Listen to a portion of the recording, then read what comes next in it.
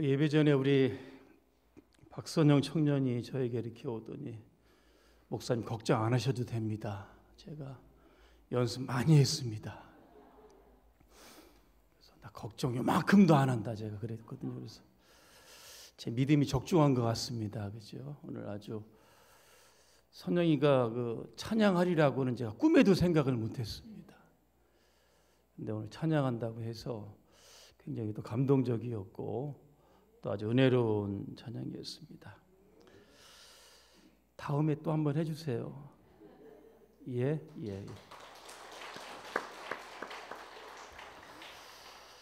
오늘 일요전도에 오늘 많이 오셨는데 함께 또 말씀을 통해서 큰 은혜가 있기를 주님의 이름으로 축복합니다. 예수님께서 갈릴리에서 사역을 하시다가 두로 지방으로 갑니다. 저 북서쪽에 있는 그 지중해 해안변에 있는 이 두로라고 하는 지역인데 조금 휴가차 가신 것 같습니다. 한 집에 들어가 조용히 계셨는데 어떻게 알고서는 오늘 수르보니게 여인이 찾아오게 됩니다. 두로라고 하는 베니게, 당시 페니키아에 속한 그런 지역의 여인, 헬라인이었다 그랬습니다. 이방인입니다. 이 여인이 예수님을 찾아옵니다. 무엇을 부탁합니까? 자신의 딸이 흉악한 귀신에 들렸는데 이 귀신을 조금 쫓아내 주십시오. 이렇게 부탁을 하고 있는 겁니다. 결과적으로 보면 이 여인의 간구가 다 응답이 됐습니다. 그런데 과정을 보면 그리 쉽지 않았다는 겁니다. 굉장히 어려웠고 보통 사람 같았으면 도중에 포기하고 집으로 돌아갔을 겁니다. 어떻게 이 수로보니게는 도대체 어떠한 믿음을 가지고 있었을까? 오늘 그것을 조금 말씀드리려고 합니다. 이 여인은 난관을 극복하는 아주 큰 믿음을 가지고 있었습니다. 옆분과 인사하겠습니다. 큰 믿음의 사람이 됩시다. 오늘 25절에 보니까 이 여인이 예수의 소문을 듣고 왔다 그랬습니다. 예수님 치유 사역을 하시고 귀신을 쫓아내셨던 소문을 듣고 온 겁니다. 직접 그 현장을 목격하지도 않았는데 그 소문을 듣고 그 안에 믿음이 생긴 겁니다.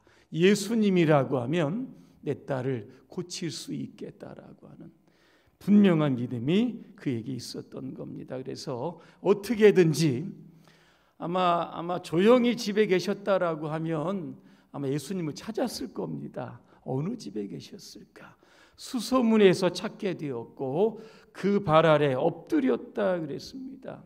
마태복음 15장에 보니까 같은 기사를 적고 있는데 이 여인이 예수님을 향해서 큰 소리로 이렇게 말합니다. 주의 두 다윗의 자손이여 나를 불쌍히 여기소서 내 딸이 흉악하게 귀신 들렸습니다. 자, 그런데 뜻밖의 난관에 부딪히게 됩니다. 그 장애물이 누군지 아십니까? 예수님입니다. 마태복음 15장 23절에 보니까 여인의 간청에도 불구하고 얼마나 간절합니까? 큰 소리로 예수님께 간청을 하는데 예수님은 한 말씀도 대답하지 아니하셨다 그랬습니다. 침묵하셨다는 겁니다.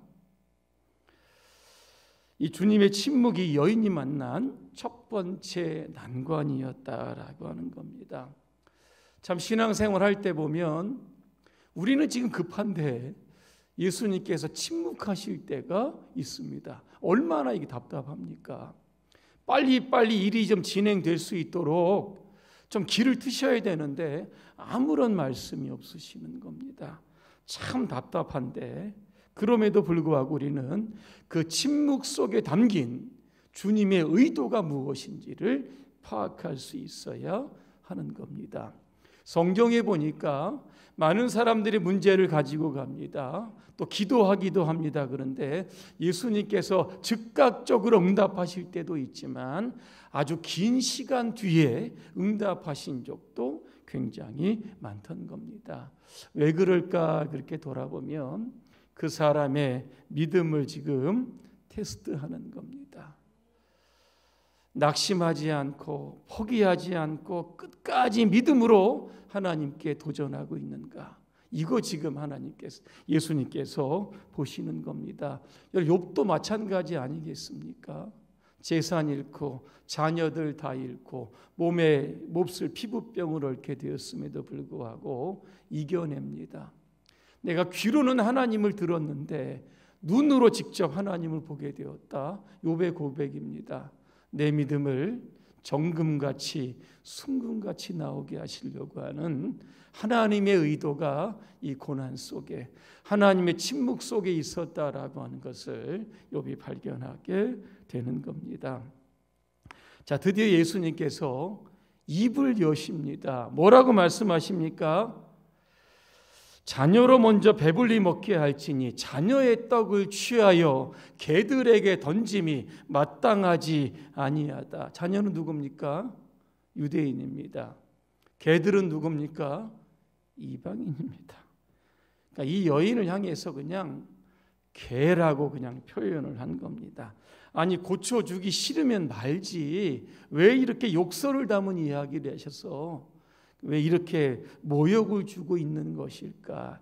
이것이 바로 이 여인이 만났던 두 번째 난관이라고 하는 겁니다. 첫 번째는 침묵하셨고 두 번째는 이 여인에게 굉장히 굴욕적인 그런 언어를 하셨던 겁니다.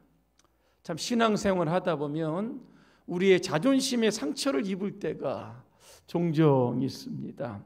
그래서 믿음을 포기하는 사람도 있고 교회를 떠나는 사람들도 있습니다.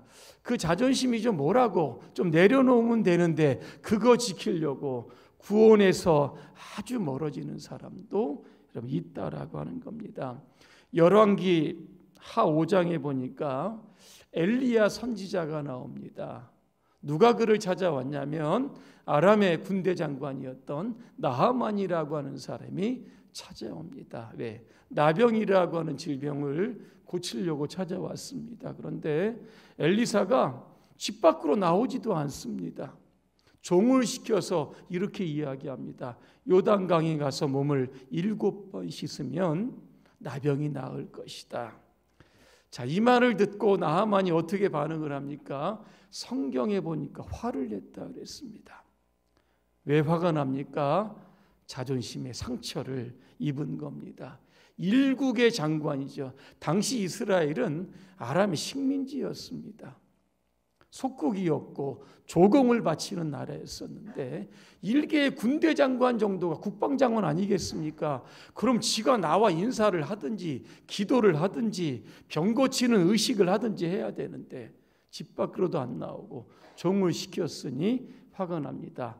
여러분, 성경에 나하만이 어떻게 했는지 아십니까? 발길을 돌이켜 분을 참지 못하고 돌아갔다 그랬습니다. 그런데 그의 발길을 누가 잡습니까? 신하들이 딱 붙잡는 겁니다. 그러면서 나하만에게 이렇게 말합니다. 장군님, 그 예언자가 이보다 더한 일을 하라고 하였다면 하지 않으셨겠습니까?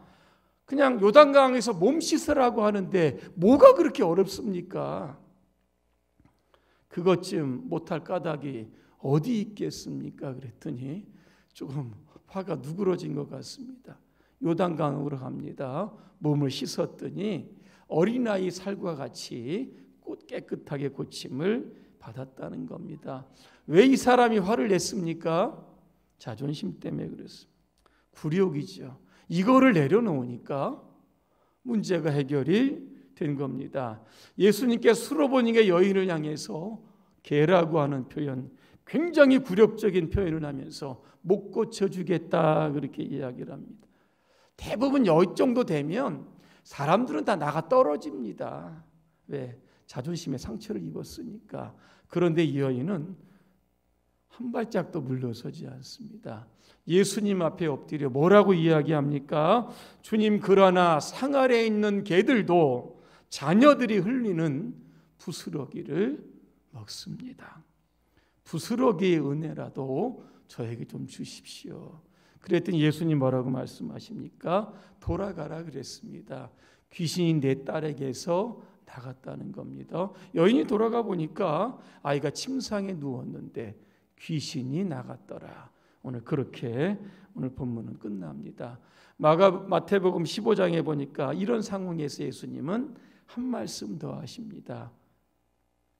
여자여 내 믿음이 크도다 그랬습니다.